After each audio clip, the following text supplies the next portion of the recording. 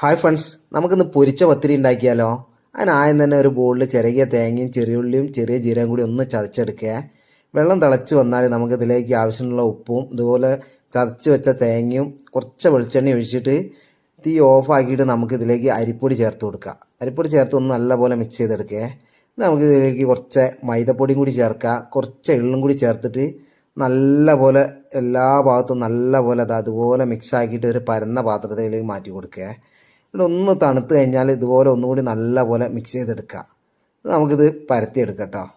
അതുപോലെ ആക്കിയിട്ട് നമുക്ക് എല്ലാ ഭാഗവും ഒരേ കനത്തിലൊന്ന് പരത്തിയെടുക്കാം. ഒരു ഗ്ലാസ് വെച്ചിട്ട് റൗണ്ട് ഷേപ്പിൽ നമുക്കിത് കട്ട് ചെയ്തെടുക്കുക. എന്നിട്ട് ചൂടുള്ള ഓയിലിലേക്ക് ഓരോന്നോരോന്നായി ഇട്ട് കൊടുത്തിട്ട് ഫ്രൈ ചെയ്തെടുക്കാം. രണ്ട് ഭാഗവും ഒരേപോലെ നല്ലപോലെ ഫ്രൈ ആക്കിയിട്ട് ഈ ഒരു കളർ ആകുമ്പോൾ ഓയിലിൽ നിന്ന് കോരി മാറ്റാം കേട്ടോ.